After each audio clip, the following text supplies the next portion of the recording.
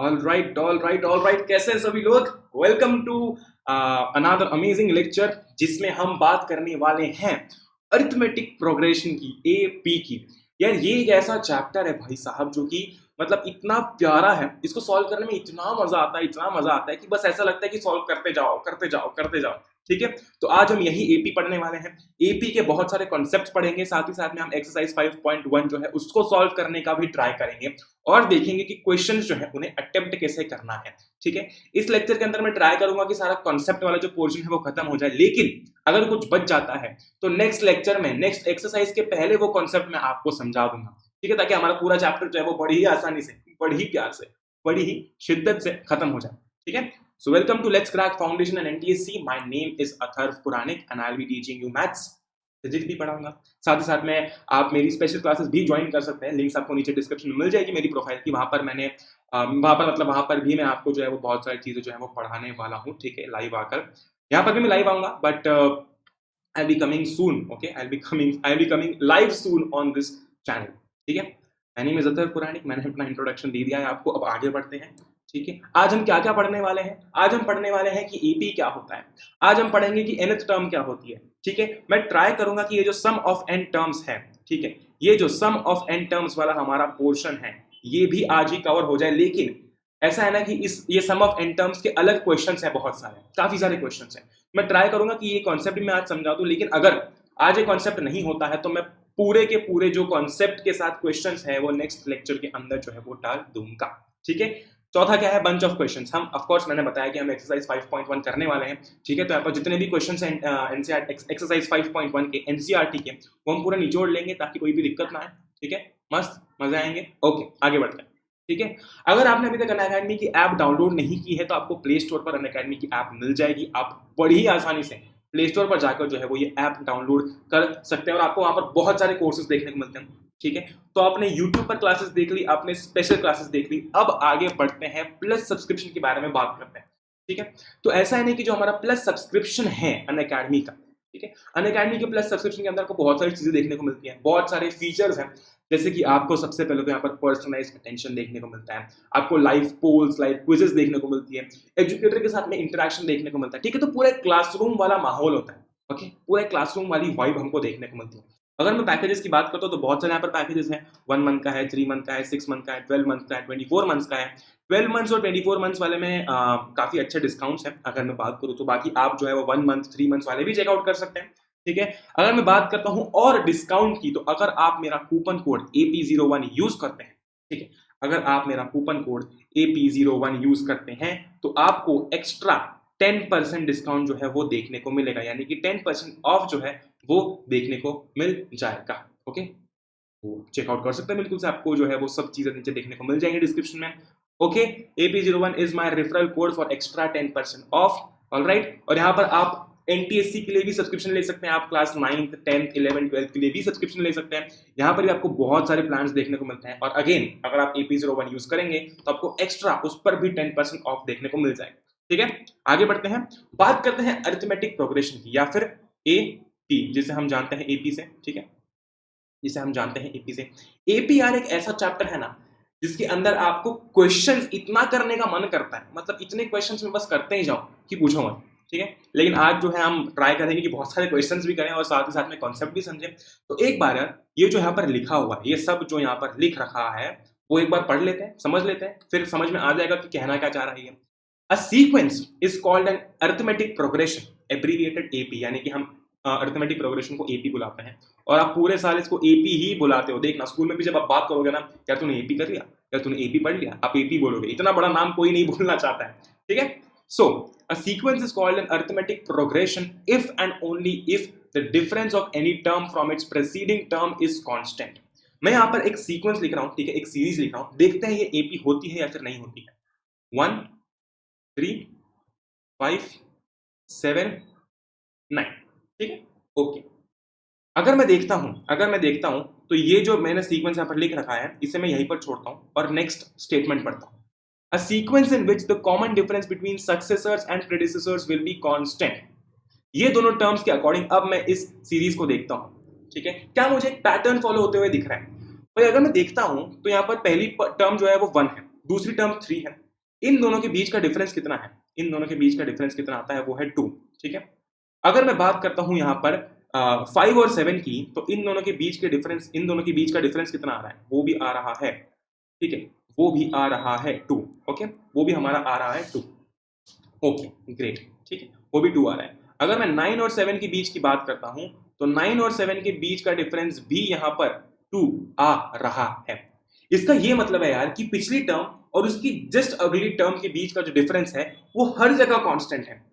3 के लिए पिछली टर्म कौन सी है, 1, 1 के लिए अगली टर्म कौन सी है, 3। इन दोनों के बीच का डिफरेंस कितना आ रहा है, 2। सिमिलरली 3 के लिए अगली टर्म कौन सी है, 5, 5 के लिए पिछली टर्म कौन सी है, 3। इन दोनों के बीच का डिफरेंस देखें एक बार कितना है, वो भी 2 है, वो भी 2 है। सिमिलरली 5 के लिए अगली टर्म कौन सी है, 7, 7 के लिए पिछली टर्म कौन सी है, 5। इन दोनों के बीच का डिफरेंस भी 2 आ रहा है, और सेम टू सेम यहां पर 7 और 9 के केस में हो रहा है। ठीक है, अब अगर मैं देखता हूं तो सबके बीच का डिफरेंस 2 है, इसके बीच का भी डिफरेंस 2 आ रहा है, ठीक है, इन दोनों के बीच का डिफरेंस भी 2 आ रहा है, ठीक है, इन दोनों के बीच का डिफरेंस भी यहां पर 2 आ रहा है, और इन दोनों के बीच का डिफरेंस भी यहां पर 2 आ रहा है। राइट, ग्रेट, आ रही बात समझ में? तो सारे के सारे सीक्वेंस के अंदर पिछली टर्म और उसकी जस्ट अगली टर्म के बीच का जो डिफरेंस है वो कांस्टेंट है, वो हर जगह सेम है। लेकिन अगर हम देखते हैं तो यार यहाँ पर 1 और 5 के बीच का डिफरेंस तो 4 होता है, 1 और 5 के बीच का डिफरेंस तो 4 होता है। तो हम वही बात कर रहे हैं कि पिछली टर्म और उसकी जस्ट अगली टर्म, फिर हमें मतलब नहीं है कि आगे सीक्वेंस के अंदर कौन सी टर्म आ रही है कौन सी टर्म नहीं आ रही है, हमें बस पिछली टर्म और उसकी अगली टर्म देखनी है, और वो सारे के सारे केस में वैलिड होनी चाहिए। ठीक है, अब अगर मैं यहाँ पर एक सीरीज की बात करता हूँ, 2, 3, 6, 7 और 9 लिख देता, क्या ये एक एपी होगा, एक बार देख लेते हैं। 2 और 3 इन दोनों के बीच का डिफरेंस क्या होगा, 1 होगा। सिमिलरली 3 और 6 इन दोनों के बीच का डिफरेंस कितना होगा, 3 होगा। इन दोनों के बीच का डिफरेंस 3 होगा, क्योंकि 6 माइनस 3 कितना होता है, 3 होता है।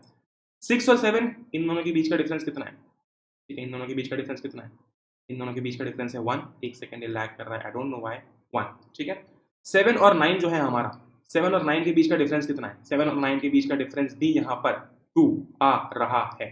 ठीक है, ओके ग्रेट। अगर मैं देखता हूं तो यहाँ पर एक ही नंबर नहीं है जो कि सबके बीच का डिफरेंस आ रहा है।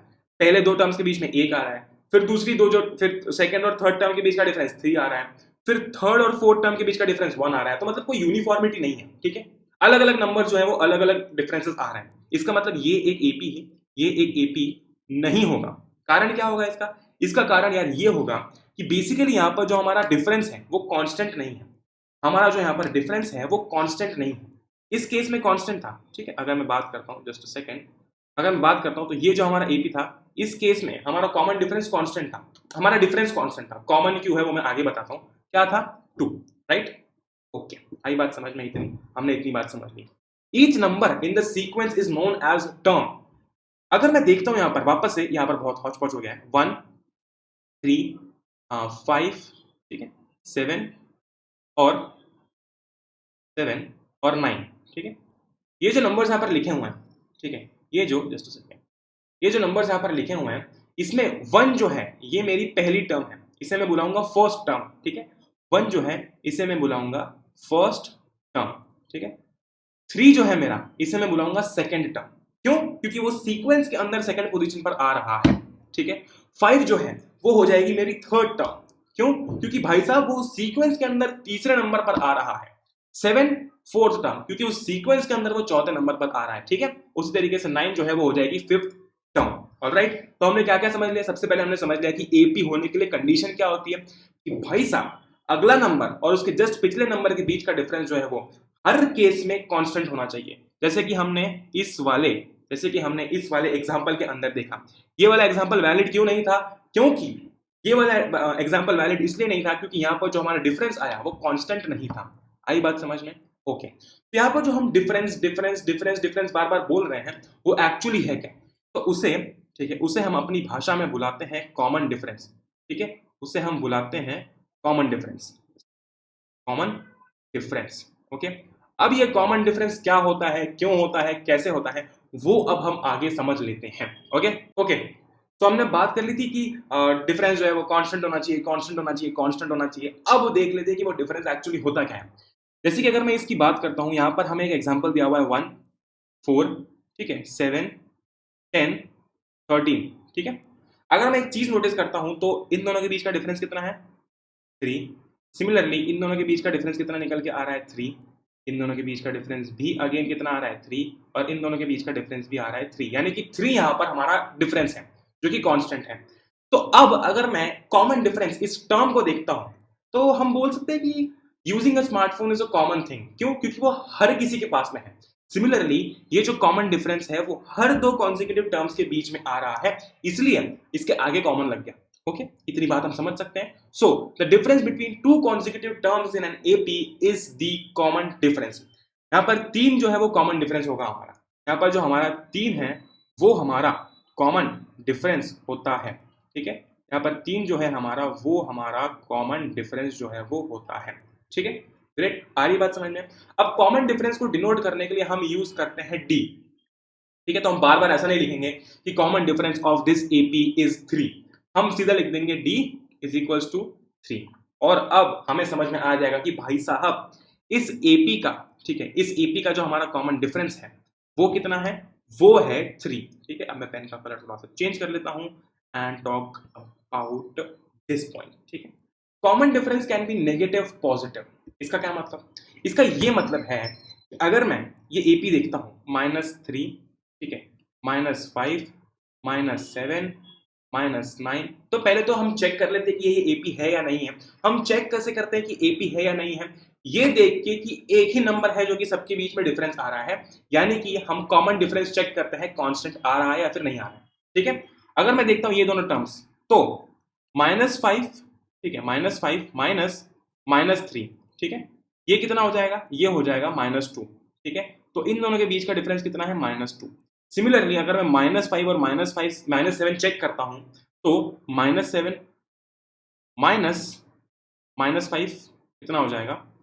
-7 -5 कितना हो जाएगा? ये हो जाएगा हमारा -2, ठीक है, ये हो जाएगा -2।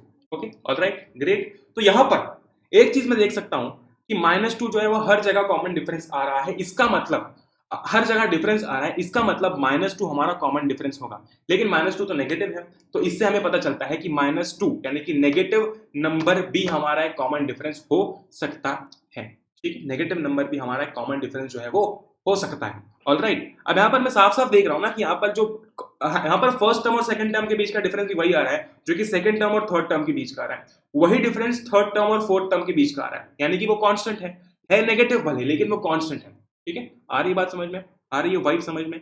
ग्रेट। तो हमने कॉमन डिफरेंस की बात कर ली कि कॉमन डिफरेंस क्या होता है? दो कंसेक्यूटिव टर्म्स के बीच का डिफरेंस जो कि हर दो कंसेक्यूटिव टर्म के बीच में है उसे हम बोलते हैं कॉमन डिफरेंस, और उसे हम डिनोट करते हैं डी से। किससे करेंगे? डी से करेंगे, ठीक है। कॉमन डिफरेंस की बात हमने समझ ली, ग्रेट। एक चीज मैं बहुत इंपॉर्टेंट यहां पर बताना चाहता हूं कि जब भी हमें कॉमन डिफरेंस निकालना हो तो सेकेंड टर्म में से फर्स्ट टर्म को माइनस करना है, ठीक है। सेकेंड टर्म में से फर्स्ट टर्म को माइनस करना है। अगर हम फर्स्ट में से सेकेंड को माइनस करेंगे तो हमारा कॉमन डिफरेंस आ जाएगा नेगेटिव पॉजिटिव नंबर्स के केस में, और नेगेटिव नंबर्स के केस में हमारा कॉमन डिफरेंस पॉजिटिव आ जाएगा, जो कि गलत है। कैसे गलत है अभी समझ में नहीं आया होगा, मैं जानता हूं, मैं एक बार समझा देता हूं। अगर मैं यहां पर 1 में से 4 को माइनस करता मेरा कॉमन डिफरेंस निकालने के लिए, तो आंसर क्या आता? -3। लेकिन हमारा कॉमन डिफरेंस आया कितना है? 3, ठीक है। तो ये गलती हम नहीं करेंगे। छोटी सी मिस्टेक हो जाती है, कभी कभी गलती से मिस्टेक्स हो जाती है, वो हम नहीं करेंगे, ठीक है। सिमिलरली यहाँ पर -3 -5 -7 -9 लिखा हुआ है, ऑलराइट। अब यहाँ पर अगर मैं चाहता तो -3 में से -5 को सब्ट्रैक्ट कर सकता था, लेकिन उस केस में मेरा आंसर कितना आता? उस केस में मेरा आंसर आता 2, वो तो गलत है, ठीक है। तो हम ये बात अब समझ चुके हैं, ऑलराइट, ग्रेट। आगे बढ़ते हैं। General form of an AP बड़ा ही कमाल का टॉपिक है। मैं ये जानता हूं जैसे कि ये है ए, ठीक है। अब ए क्या होता है वो तो मैंने बताया नहीं, मैं जानता हूं मैंने ए क्या होता है बताया नहीं, ठीक है। मैं बता देता हूं 1 4 7, ठीक है, 1 4 7 10, ये एपी है, ठीक है। ये एक एपी है। कैसे है? हम समझ चुके हैं कि यहाँ पर कॉमन डिफरेंस जो है वो 3 आ रहा है, तो ये एक एपी है, ठीक है। इस एपी के अंदर भाई साहब, इस एपी के अंदर जो पहली टर्म है, फर्स्ट टर्म जो है यहाँ पर, ठीक है, फर्स्ट टर्म जो है यहाँ पर उसे हम कहते हैं ए, ठीक है। तो हम फर्स्ट टर्म को ए से डिनोट करते हैं, तो इस एपी में ए कितना हो जाएगा? ए हो जाएगा 1। क्यों? क्योंकि वो एपी में सबसे पहले आ रहा है। आ रही बात समझ में? Okay, great, okay. अब अगर मैं देखता हूं तो हमने थोड़ी देर पहले बात की कि 4 माइनस 1 जो है वो कितना आ रहा है 3, ठीक है। 3 क्या है हमारा, 3 हमारा कॉमन डिफरेंस है, क्यों, क्योंकि वो हर जगह कांस्टेंट है और सेम ही चीज रिपीट हो रही है। Okay great. तो अगर मैं चाहूं तो इस 3 को मैं डी लिख सकता हूं, इस 3 की जगह मैं यहां पर डी लिख सकता हूं, क्योंकि मुझे पता है कि हम कॉमन डिफरेंस को डी से डिनोट करते हैं। ऑल राइट ठीक है। 4 को 4 ही रहने देता हूं, माइनस 1 मैं जानता हूं कि मेरी फर्स्ट टर्म है, तो मैं 1 की जगह ए लिख दूं, लिख दिया मैंने। अब मैं ए को राइट हैंड साइड लेके जाता हूं, तो ए प्लस डी कितना हो जाएगा, ए प्लस डी हो जाएगा 4, ठीक है। अब मैं एक बार गौर करके देखता हूं, थोड़ा सा अपना ध्यान लगाता हूं और मुझे चीजें समझ में आ जाएंगी। इस एपी के अंदर सेकेंड टर्म कौन सी है, इस एपी के अंदर सेकेंड टर्म कौन सी है 4। इस फॉर्म के अंदर, ये जो हमें फॉर्म पूरा दिया हुआ है यहाँ पर, ठीक है, इसके अंदर सेकेंड टर्म कौन सी है ए प्लस डी। क्या ए प्लस डी 4 के बराबर आया, देख रहा हूं ना मैं, साफ साफ देख सकता हूं कि यहाँ पर सेकेंड टर्म 4 है, उसी तरीके से यहाँ पर second term A plus D है। यहाँ पर मेरा जो रिलेशन आया वो आया A plus D is equals to 4, यानी कि हम एक एपी को इस फॉर्म में भी डिनोट कर सकते हैं, ठीक है। हम एक एपी को इस फॉर्म में भी डिनोट कर सकते हैं, मतलब कैसे, कुछ नहीं, जैसे कि मान लेते हैं कि हम 4 माइनस 1, ठीक है, 4 माइनस 1, इससे हमारा कॉमन डिफरेंस आ रहा है, ठीक है, इससे हमारा कॉमन डिफरेंस निकल के आ रहा है। तो जब मैं 4 में से 3 सब्ट्रैक्ट करूंगा तो मुझे 1 देखने को मिलेगा, राइट। जब मैं 4 में से 3 सब्ट्रैक्ट करूंगा तो मुझे 1 देखने को मिलेगा, लेकिन मैं इसे उल्टा भी तो बोल सकता हूं कि अगर मैं 1 में 3 को ऐड कर दूं तो मुझे नेक्स्ट टर्म देखने को मिलेगी। सिमिलरली अगर जो नेक्स्ट टर्म मुझे मिली है वो 4 है, तो अगर मैं 4 में 3 को ऐड कर दूं तो मुझे नेक्स्ट टर्म देखने को मिलेगी, वही दिया हुआ है यहाँ पर, ठीक है। ये फर्स्ट टर्म है, ठीक है, ये फर्स्ट टर्म, हमारी फर्स्ट टर्म क्या है 1, इसके अकॉर्डिंग, ठीक है। अब मैंने क्या किया है, एक्चुअली ये लैग हो रहा है, डोंट नो क्यों हो रहा है आज ऐसा, पर ठीक है, हमें समझ में आ रहा है, ठीक है। अब मैंने 1 में 3 ऐड कर दिया, क्यों, क्योंकि 3 कॉमन डिफरेंस है। 1 में जब मैं 3 ऐड करूंगा तो कितना हो जाएगा, 4 हो जाएगा, ठीक है, 4 हो जाएगा, ग्रेट, 4 हो गया। All right. अब यहां पर लिखा है a प्लस 2d, यानी कि a कितना होता है 1, a कितना है हमारा, मतलब कितना होता नहीं, यहां पर कितना है 1, हर एक के केस में अलग अलग होता है, ठीक है, हर केस में वो अलग अलग होता है, ठीक है। प्लस प्लस, ठीक है, अगर मैं 2 इंटू यहां पर 2 इंटू 2 लिख दूंगा तो मेरा आंसर, सॉरी 2 इंटू 3 लिख दूंगा, क्यों, क्योंकि 3 मेरा कॉमन डिफरेंस है, ठीक है, 3 मेरा कॉमन डिफरेंस है। तो 1 प्लस 6 कितना हो जाएगा, 7 हो जाएगा, 1 प्लस 6 कितना हो जाएगा, 7 हो जाएगा, यानी कि मेरी थर्ड टर्म यहाँ पर 7 आएगी, ठीक है, थर्ड टर्म मेरी यहाँ पर 7 आएगी। क्या यहाँ पर थर्ड टर्म 7 है, यहाँ पर भी थर्ड टर्म 7 है, ग्रेट, ठीक है। ये हमारा जनरल फॉर्म होता है एक एपी का, ऑलराइट। तो ऐसा क्यों लिखा जाता है, कारण क्या है, देखो ऐसा है ना कि ये तो हमें 10 तक पता है, ठीक है, 1 4, ठीक है, उसके बाद में फिर 7, फिर आया 10, ठीक है, 1 4 7 10, इतना हमें पता है। हमें नहीं पता कि एपी कहां तक जा रही है, इसके बाद 13 आएगा, फिर 16 आएगा, फिर 19 आएगा, फिर 22 आएगा। हमें किसी ने बोल दिया, ठीक है, हमें किसी ने बोल दिया कि भाई साहब मुझे 50th टर्म के बारे में बताओ कि 50th टर्म कौन सी है। अब मैं क्या करूंगा, मैं तो बार बार ऐड करते रहूंगा और तब तक करते रहूंगा जब तक मेरे पास 50th टर्म नहीं आ जाती, लेकिन ये तरीका बिल्कुल भी सही नहीं है क्योंकि हमारे पास इतना टाइम ही नहीं है, ठीक है। एक और चीज मैं बहुत इंपॉर्टेंट बता दूं, फिर उस पॉइंट पे चलते हैं कि यहां पर आप साफ साफ देख सकते हो कि थर्ड टर्म को a प्लस 2d से डिनोट किया गया है, ठीक है, थर्ड टर्म को a प्लस 2d से डिनोट किया गया है। हम थर्ड टर्म को a प्लस 2d से डिनोट करेंगे, ना कि a प्लस 3d से, ठीक है। इसका कारण हमें nth टर्म वाले फॉर्मूले में समझ में आएगा, लेकिन एक चीज हमेशा ये ध्यान रखना है, हमको बिल्कुल दिमाग में बिठा लेना है कि थर्ड टर्म की अगर बात हो रही है तो हम a प्लस 2d लिखेंगे, ना कि a प्लस 3d लिखेंगे। ये गलतियां होती हैं, हम 3 से 3 को मैच करने जाते हैं, क्या थर्ड टर्म है तो a प्लस 3d होगा, नहीं, a plus 3d fourth term होगी, ठीक है, a plus 3d fourth term होगी। सिमिलरली अगर मुझे 6th टर्म लिखना है तो मैं कैसे लिखूंगा, a प्लस 5d, एक कम करके लिख देना, ठीक है, ओके ग्रेट। मुझे किसी ने बोल दिया गया कि मुझे 50th टर्म निकालनी है, तो मैं क्या लिखूंगा, अगर मुझे 50th टर्म निकालनी है तो कुछ नहीं, मैं क्या करूंगा, मैं a लिख दूंगा और d के आगे से एक कम कर दूंगा, ठीक है, लिख दूंगा 49, ठीक है, 49 आगे लिख दूंगा d, ओके। तो इससे मेरे पास 50th टर्म आ जाएगी। कौन सा तरीका आसान है, इसमें बार बार 3 3 3 3 3 ऐड करना जब तक 50th टर्म ना निकल जाए, या फिर सीधा ये फॉर्मूला लगा के a डाल देना और d डाल देना, खत्म खेल, ठीक है। तो इसलिए जनरल फॉर्म इतना यूजफुल होता है हमारे लिए, ओके। अब आगे बढ़ते हैं, फाइनाइट और इनफाइनाइट एपी की बातें करते हैं। फाइनाइट और इनफाइनाइट एपी बहुत ही छोटी सी चीज है, बहुत ही सरल चीज है, ठीक है। फाइनाइट और इनफाइनाइट का क्या मतलब होता है, ये जो एपी यहाँ पर दी हुई है 4, 6, 8, 10, 12, ठीक है, ये जो एपी यहाँ पर दी हुई है ये 12 पर खत्म हो गई है, ठीक है, ये 12 पर खत्म हो गई है। ऑलराइट, तो एक बार हम जब डेफिनेशन पढ़ेंगे, if there are limited number of terms in the sequence then it is known as finite arithmetic progression. यार ये जो सीक्वेंस यहाँ पर दिया हुआ है, ठीक है, इसमें 12 आखिरी टर्म है, यानी कि एक लिमिटेड नंबर ऑफ टर्म्स है, ठीक है, एक लिमिटेड नंबर ऑफ टर्म्स है, ठीक है, ग्रेट। अगर ऐसा होता है ना कि अगर कोई सिनेमा हॉल है तो वहां पर लिमिटेड सीट्स होती हैं, बस उतने ही लोग बैठ सकते हैं, उससे ज्यादा नहीं बैठ सकते। इस केस में भी यहाँ पर 1, 2, 3, 4, 5, बस 5 टर्म्स है, इससे ज्यादा टर्म्स नहीं है।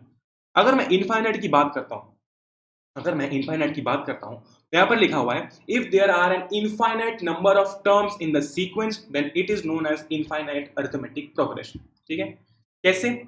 3 आया, फिर 6 आया, फिर 9 आया, फिर 12 आया, फिर 15 आया, इसके आगे dot dot dot dot dot dot लगा हुआ है, यानी कि हमें ये नहीं पता कि ये एपी कहां तक जाने वाली है, हम ये नहीं जानते कि ये एपी कहां जाकर खत्म होगी। ठीक है, हम बोलते हैं ना कि नंबर्स इन्फिनिटी होते हैं, हमें नहीं पता कि नंबर्स कहां जाकर खत्म होंगे। सिमिलरली यार इनफाइनाइट नंबर्स होते हैं, राइट? तो इस केस में जब भी हमें दिखता है कि आगे डॉट डॉट डॉट डॉट लगा हुआ है, इसका मतलब ये नेवर एंडिंग एपी है, ये इनफाइनाइट एपी है। ठीक है, और अगर आगे डॉट डॉट डॉट डॉट नहीं लगा हुआ है, ठीक है, डॉट डॉट डॉट डॉट नहीं लगा हुआ है, तो वो फाइनाइट एपी है। इसमें भी एक कंफ्यूजन में क्लियर कर देता हूं। अगर, ठीक है, अगर कुछ ऐसा दे दिया जाए 4, 6, 8, ठीक है, फिर दे दिया जाए यहाँ पर 10, ये सेम एग्जांपल में नीचे लिख रहा हूँ, 12, ठीक है, dot dot dot dot dot dot dot dot dot dot 54, ठीक है, 54, ये फाइनाइट है या फिर इनफाइनाइट है? ये क्या होगा मुझे जरूर नीचे कमेंट करके बताना। ये फाइनाइट एपी होगी या फिर ये इनफाइनाइट एपी होगी, इसका आंसर मुझे आप बता देना। अगर आप ये समझ गए तो फिर आप पूरा कॉन्सेप्ट समझ जाओगे इस फाइनाइट और इनफाइनाइट एपी का। एक हिंट में दे दूं, यहाँ पर आखिरी में 54 आ रहा है, ठीक है, आखिरी में 54 आ रहा है। अब मुझे बताना, और डॉट डॉट डॉट भी आ रही, डॉट डॉट डॉट भी आ रही है, तो मुझे बताना कि ये फाइनाइट एपी है या फिर ये इनफाइनाइट एपी होगी। ओके ग्रेट, आगे बढ़ते हैं, nth टर्म की बातें करते हैं। ठीक है, सबसे बढ़िया प्यारा सा टॉपिक, ठीक है, और इसके ऊपर ही हमारी पूरी की पूरी एक्सरसाइज 5.1 जो है वो बेस्ड है। ऑलराइट, nth टर्म की बात करते हैं। हम थोड़ी देर पहले ये पढ़ के आए कि अगर ये कुछ ऐसा एपी है 1, 4, ठीक है, 7, ऑलराइट, उसके बाद में 10, 13, अगर ऐसा कुछ एपी है, ठीक है, तो 1 जो है हमारा, 1 जो है हमारा ए है। क्यों? क्योंकि वो फर्स्ट टर्म है एपी का। सिमिलरली मैं 4 को मैं क्या लिख सकता हूँ? 4 को मैं एक में अगर 3 ऐड कर दूंगा तो मुझे 4 मिल जाएगा। तो अगर मैं एक में, ध्यान से देखना मैं क्या लिख रहा हूं, एक में, एक क्या है? ए है, उसमें अगर मैं 3 ऐड कर दूंगा, अब 3 क्या है? कॉमन डिफरेंस, तो मेरे पास में क्या आ जाएगा? मेरे पास में 4 आ जाएगा। ठीक है, सिमिलरली अगर मैं a प्लस 2d लिखूंगा तो मेरे पास थर्ड टर्म आ जाएगी जो कि है 7। अब बात करते हैं nth टर्म की।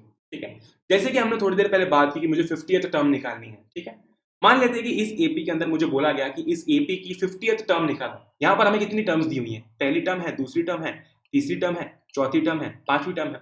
अब इसको अब हमको बोला गया कि इसकी 50th टर्म निकालो, तो हम इतने तो पागल बैठे नहीं है यहाँ पर, ठीक है, कि यार मतलब आपको बोल दिया गया कि आप 50th टर्म निकालो तो 3 ऐड कर रहे हैं, 3 ऐड कर रहे हैं, ऐसा नहीं करेंगे ना हम, हमारे पास में टाइम की कमी है यार, कम ऑन। तो हम क्या करेंगे? ये फॉर्मूला लगाएंगे, और ये फॉर्मूला क्या है? nth टर्म का फॉर्मूला है। ठीक है, अब ये काम कैसे करता है? अब ये काम कैसे करता है वो देख लेते हैं। ठीक है, a n is equals to a plus, ठीक है, a प्लस n-1, ये बहुत लैग कर रहा है, just a second, n-1 into D, इसको मैंने यहाँ पर रेप्लीकेट कर दिया, नीचे लिखते हैं। ठीक है, मुझे क्या बोला गया है? 50th टर्म निकालनी है। ठीक है, तो मेरे लिए nth टर्म कौन सी होगी? 50th, क्योंकि मुझे फॉर्मूला का यूज किस टर्म को निकालने के लिए करना है? 50th टर्म को निकालने के लिए करना है। आ रही बात समझ में? तो इस n की जगह पर मैं पुट कर दूंगा 50। ठीक है, मैं पुट कर दूंगा 50, मैंने 50 पुट कर दिया, ग्रेट। अब ये बता रहा है कि मुझे 50th टर्म निकालनी है इस एपी में, इस एपी की 50th टर्म निकालनी है। इस एपी में ए क्या है? 1 है, तो 1 लिख दूं यहाँ पर। ठीक है, ग्रेट, प्लस कौन सी टर्म निकालनी है? n क्या होगा? 50 होगा, क्योंकि 50th टर्म निकालनी है। लिख दिया 50, ठीक है, लिख दिया यहाँ पर 50 माइनस 1, ठीक है, -1। आगे क्या लिखा हुआ है? d लिखा हुआ है, मुझे d से मल्टीप्लाई करना है। d क्या है इस एपी में? कॉमन डिफरेंस क्या है इस एपी में? 3 है, यहाँ पर 3 लिख दूं मैं, लिख दिया मैंने। तो सोचो 50th टर्म मैं बस इस इतने से फॉर्मूले से निकाल सकता हूं, बस इतने से फॉर्मूले से मैं 50th टर्म निकाल सकता हूं, वर्सेस यहाँ पर मैं 3 ऐड करता, फिर 3 ऐड करता, फिर 3 ऐड करता, फिर 3 ऐड करता, ऐसे में 50 तक जाने देता। कौन सा तरीका आसान है, सरल है? ये वाला। ठीक है, तो ये होता है nth टर्म वाला फॉर्मूला। अब मुझे अगर, अब मैं कोई भी टर्म निकाल सकता हूँ इस एपी की, मुझे बोल दिया जाता, मुझे अगर ये बोल दिया जाता कि 35th टर्म निकालो, ठीक है, मुझे ये बोल दिया जाता कि 35th टर्म निकालो, तो मैं क्या करता, इस n की जगह पर 35 पुट कर देता, ठीक है, इस n की जगह पर 35 पुट कर देता और मैं 35th टर्म निकाल देता। क्या आंसर आएगा इसका, सॉल्व करके देख लें एक बार। 1 प्लस यहाँ पर 49 आएगा, ठीक है, यहाँ पर 49 आएगा, इनटू मल्टीप्लाई हो जाएगा ये 3 से, ये मल्टीप्लाई हो जाएगा 3 से, जो भी आंसर आएगा वो हमारी 50th टर्म होगी, ठीक है। तो ये इतना आसान होता है, बिना फॉर्मूले के कितना टफ होता है, लेकिन फॉर्मूला के थ्रू कितना आसान हो गया। आई बात समझ में, ग्रेट। ओके, तो अब हम सॉल्व करते हैं हमारे क्वेश्चंस, प्यारे प्यारे से क्वेश्चंस, अमेजिंग अमेजिंग से क्वेश्चंस, ठीक है। ये जो क्वेश्चंस हैं, ठीक है, ये जो क्वेश्चंस हैं ये सारे हमारी एनसीईआरटी के हैं। ओके, तो हमारी एनसीईआरटी की जो एक्सरसाइज है उसके सारे क्वेश्चन से बड़ी ही आसानी से समझेंगे ताकि हम सारे क्वेश्चन अटेम्प्ट कर पाए। पहला क्वेश्चन करते हैं बिना किसी देरी के।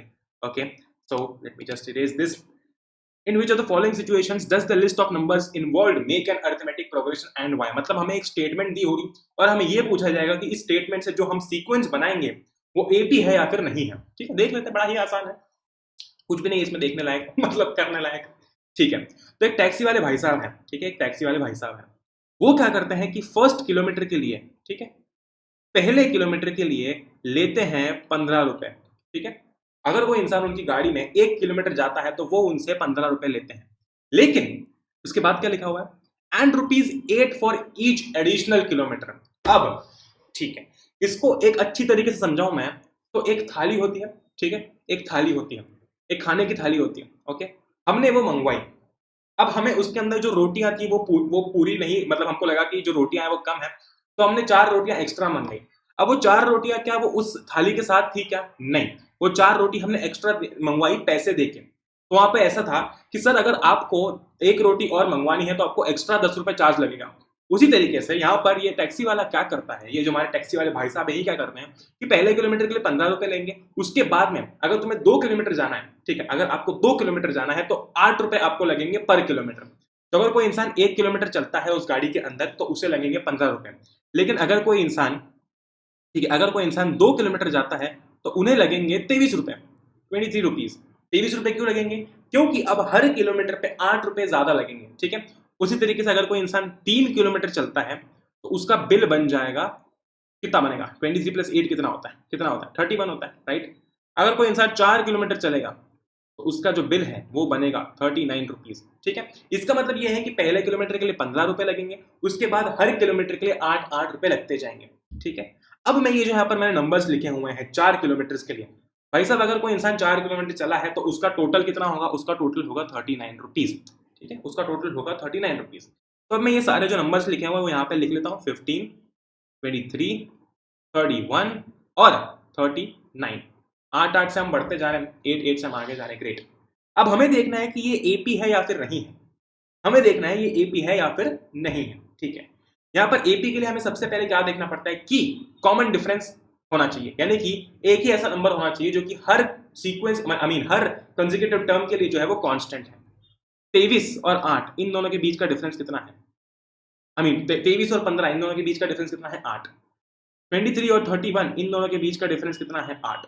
हमें पहले ही पता चल गया था वो एपी होगा क्योंकि हर किलोमीटर के लिए 8 रुपए ही बढ़ रहा है। ऐसा नहीं है कि दूसरे किलोमीटर के लिए 8 रुपए बढ़ेगा, फिर तीसरे किलोमीटर, अगर तीसरा किलोमीटर चलना है तो उसके लिए 10 रुपए बढ़ जाएगा, नहीं। अगर कोई इंसान 50 किलोमीटर भी जा रहा है तो भी उसे 1 किलोमीटर के बाद में 8 रुपए पर किलोमीटर लगेगा, ठीक है। यहां पर इन दोनों के बीच का डिफरेंस भी 8 है, इसका मतलब ये है ये एक एपी होगा। क्यों होगा? क्योंकि यहां पर सबसे पहले तो जो कॉमन डिफरेंस है वो कांस्टेंट है, जो डिफरेंस है वो कांस्टेंट है, यानी कि यहां पर हमें कॉमन डिफरेंस जो है वो हर जगह पर 8 देखने को मिल रहा है। तो हमारी ये जो सीक्वेंस होगी वो एक एपी होगी, ठीक है, वो एक एपी होगी। अगली बात समझ में? ओके, सो अब ये क्वेश्चन की बात करते हैं। सेकंड क्वेश्चन है हमारा, बड़ा ही आसान क्वेश्चन है। क्या दिया हुआ है देख लेते हैं। The amount of air present in the cylinder when a vacuum pump removes 1/4 of the air remaining in the cylinder at a time। यानी कि एक वैक्यूम पंप लगा हुआ है सिलेंडर से, ठीक है। अगर मान लेते हैं कि V वॉल्यूम ऑफ एयर है, ठीक है, V वॉल्यूम ऑफ एयर है उस सिलेंडर के अंदर, तो जैसे ही वो पंप करता है, ठीक है, जैसे ही वो पंप करता है वो इसकी 1/4 बाहर निकाल देता है। यानी कि हम बोल सकते हैं ना कि एक पिज्जा है, ठीक है, हमारे लिए वो पूरा का पूरा पिज्जा है, लेकिन जैसे ही हमारे दोस्त ने 4-5 पीस उठा लिए, अब उसका 1/4 जब जैसे ही हमारे दोस्त ने 1/4 उठा लिया तो कुछ और अमाउंट ऑफ पिज्जा बचेगा, है ना। मान लेते कि ये पिज्जा है, ठीक है, और हम पिज्जा खाने के लिए गए सब दोस्त, ठीक है। सो क्या हुआ कि हमारे एक दोस्त ने एक चौथाई पिज्जा उठा लिया, ठीक है। अगर हमारे दोस्त ने एक चौथाई पिज्जा उठा लिया तो अब पूरा पिज्जा बचेगा क्या? नहीं, जितना एक चौथाई मतलब पूरे पिज्जे में से एक चौथाई को हम माइनस कर देंगे, उतना पिज्जा बचेगा। उसी तरीके से उस पूरे v वॉल्यूम में से अब कितना बचेगा? अब बचेगा v माइनस वी बाय 4, यानी कि पहले v वॉल्यूम ऑफ फिगर था, ठीक है, v वॉल्यूम ऑफ फिगर था, ओके, पहले v वॉल्यूम ऑफ फिगर था, ग्रेट। अब जैसे ही उसने पंप किया v में से v बाय 4 चले गया, ठीक है, v में से v बाय 4 चले गया। क्यों चले गया? क्योंकि v बाय 4 जो है वो निकाल दिया जा चुका है, ओके। ये कितना हुआ? ये हुआ 3v बाय 4। तो अब जैसे ही उस पंप ने v बाय 4 एयर को जो है वो जितना वॉल्यूम प्रेजेंट था उसमें से 1 बाय 4 को जब निकाल दिया तो इतना वॉल्यूम बचा एयर का, ठीक है। अब कितना वॉल्यूम बचेगा एयर का? 3v bye 4। क्यों? क्योंकि v बाय 4 जो है वो हटा दिया जा चुका है, ठीक है। तो यहाँ पर मैं 3v बाय 4 जो है वो लिख देता हूँ, जस्ट सेकेंड, यहाँ पर मैं 3v बाय 4 लिख देता हूँ, ओके। अब 3v बाय 4 बचा है, ठीक है। अब जो इंसान बोलेगा वो बोलेगा कि नहीं अब v नहीं बचा है, अब 3v बाय 4 बचा है। वापस से उस पंप ने जो है इसमें से, ठीक है, इसका भी एक चौथाई बाहर निकाल गया, मतलब पिज्जा बचा था, एक फ्रेंड ने एक चौथाई पिज्जा उठा लिया, अब उसमें से भी दूसरे फ्रेंड ने एक चौथाई पिज्जा और उठा लिया, ठीक है। तब जब इसका हम एक चौथाई करेंगे, इसका जब 1 बाय 4 करेंगे तो कुछ ऐसा हो जाएगा, ये हो जाएगा 3v बाय 16, राइट, ये हो जाएगा 3v बाय 16, यानी कि 3v बाय 4 में से अब 3v बाय 16 हटा दिया जा चुका है। क्यों? क्योंकि 3v बाय 16 जो है वो 3v बाय 4 का एक चौथाई है, 1 बाय 4 है।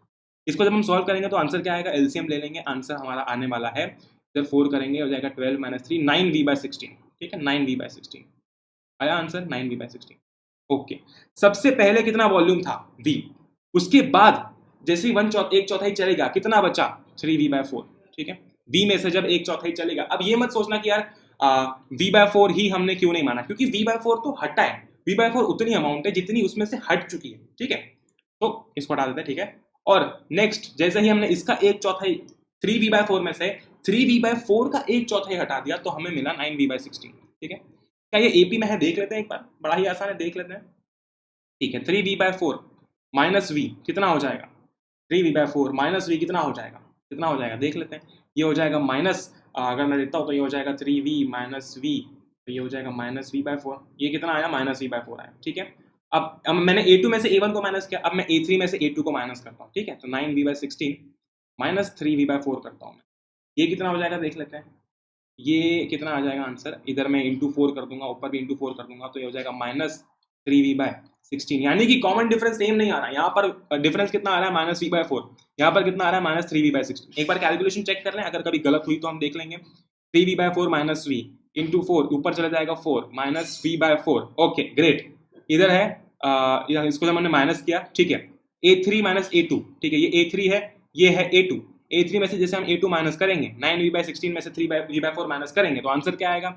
इंटू 4 ये माइनस 12 हो जाएगा, माइनस 3v बाय 16 हो जाएगा। तो इन शॉर्ट क्या हुआ? सबसे पहले तो v था, v में से v बाय 4 चले गया, क्यों गया? क्योंकि उसका एक चौथाई निकाल दिया गया है वैक्यूम पंप के थ्रू।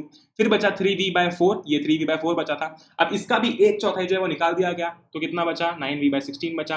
हमने देखा कि ये सब एपी में है या फिर नहीं है, तो ये एपी में नहीं थे, ठीक है। तीसरा क्वेश्चन करते हैं, तीसरा क्वेश्चन जो है ये सेम टू सेम है पहले क्वेश्चन जैसा।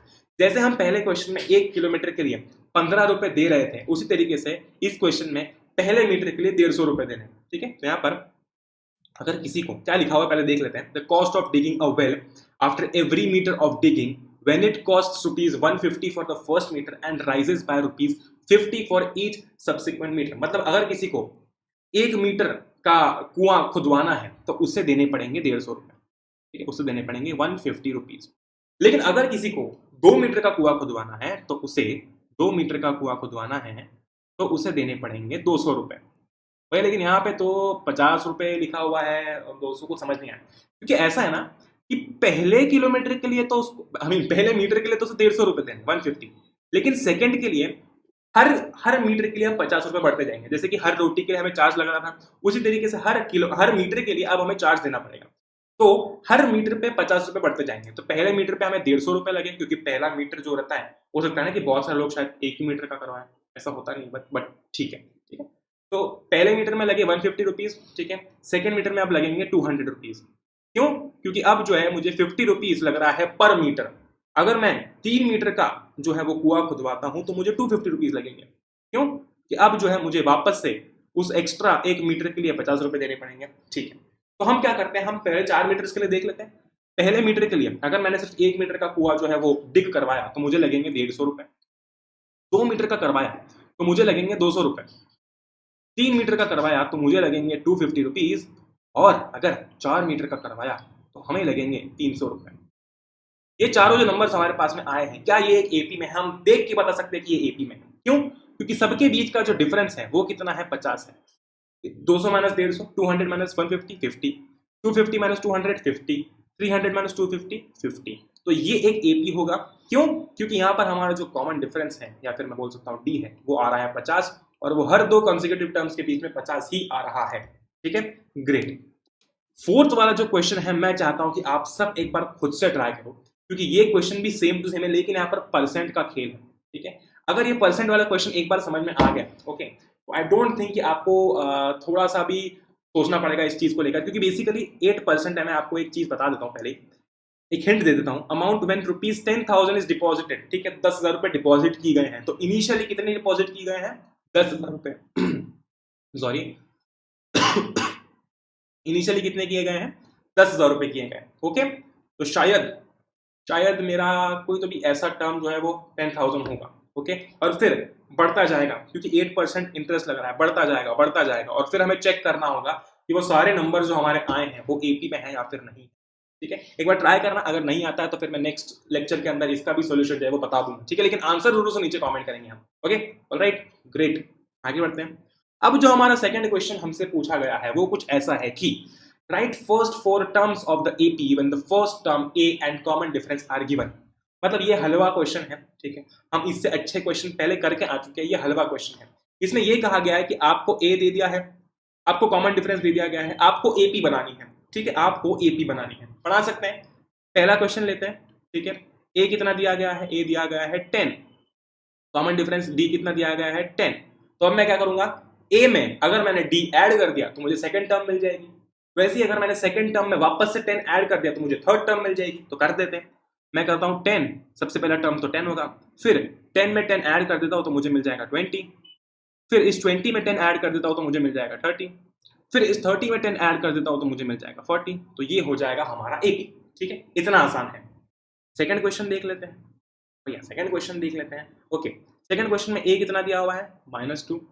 डी कितना दिया हुआ है? 0।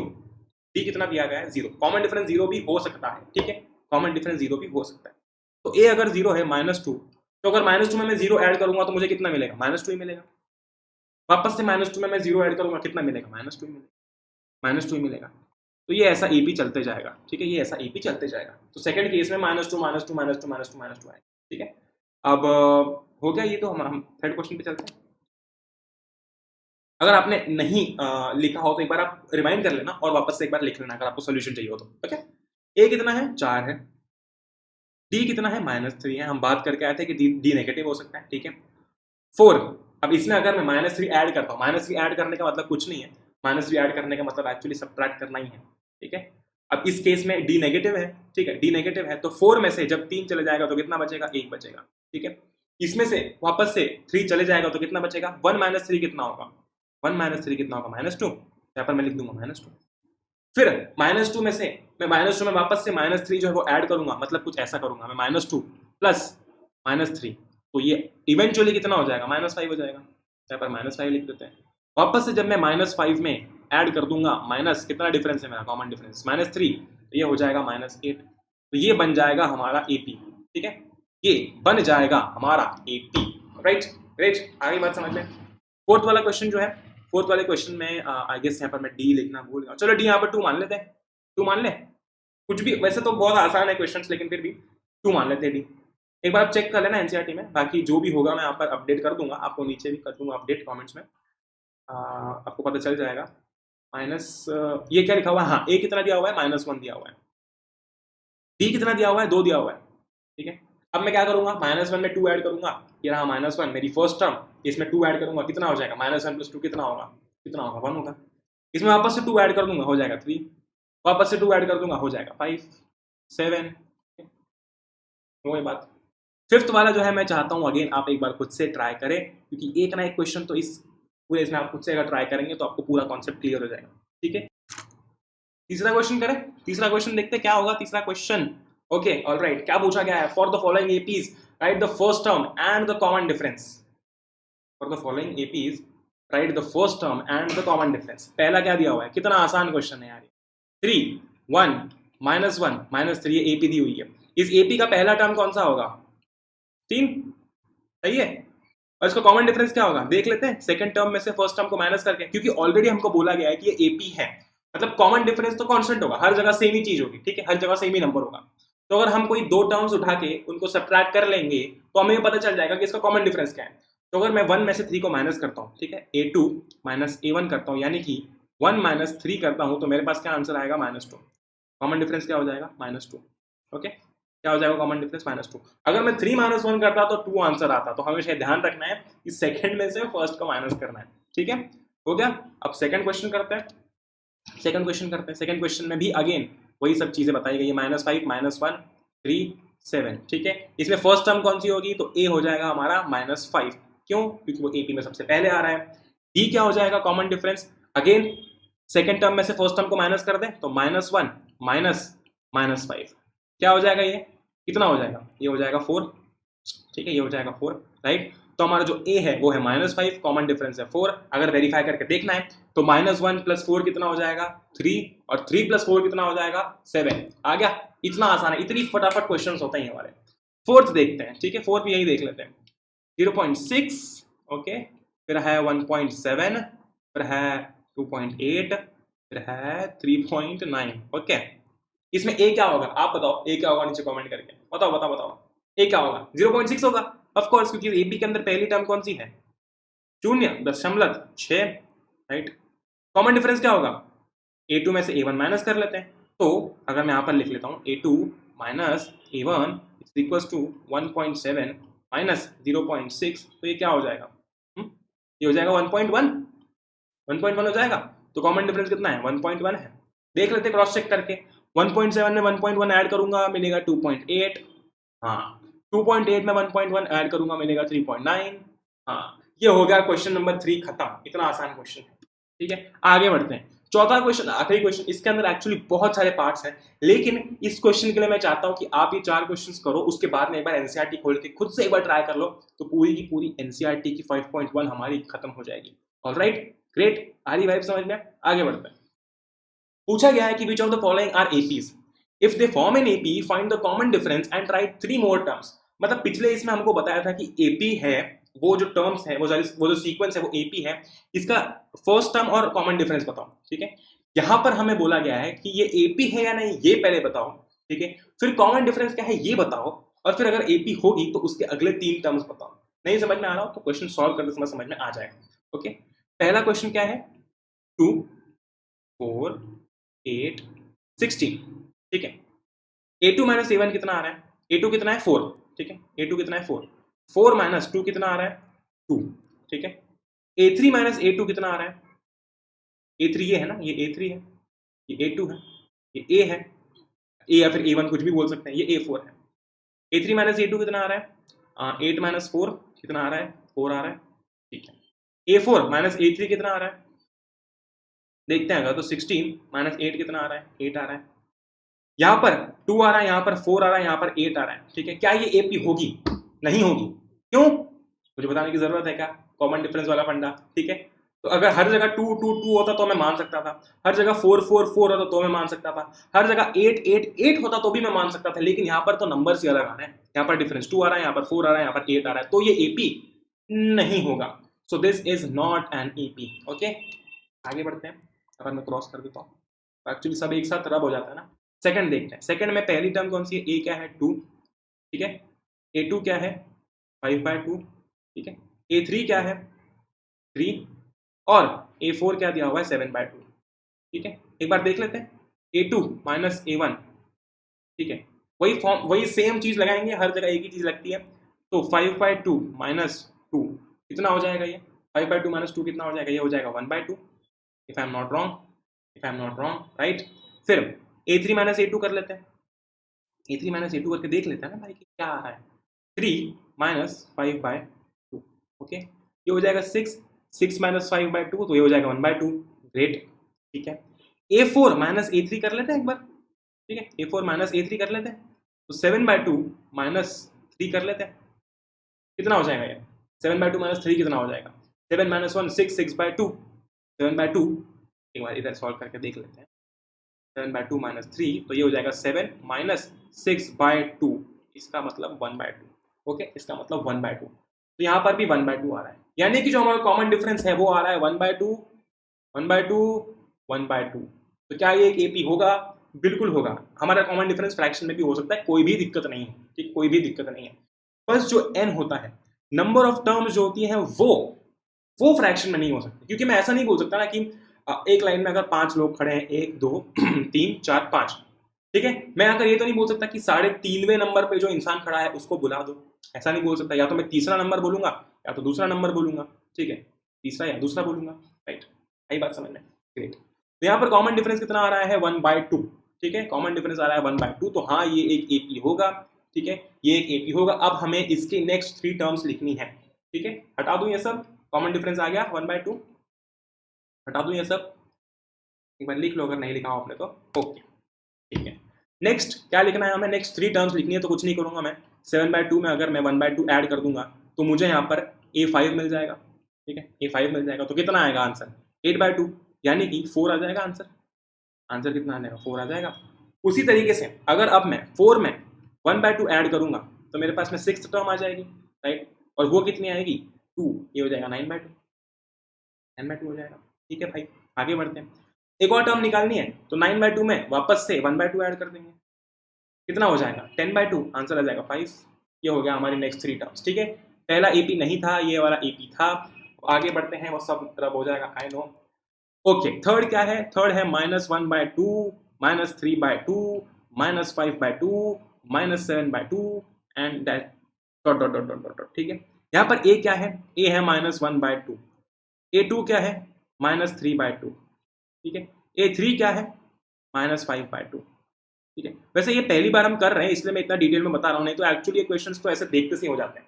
ओके, A2 A1 या फिर A2 A कितना आ रहा है? -3/2 -1/2। क्या आंसर होगा?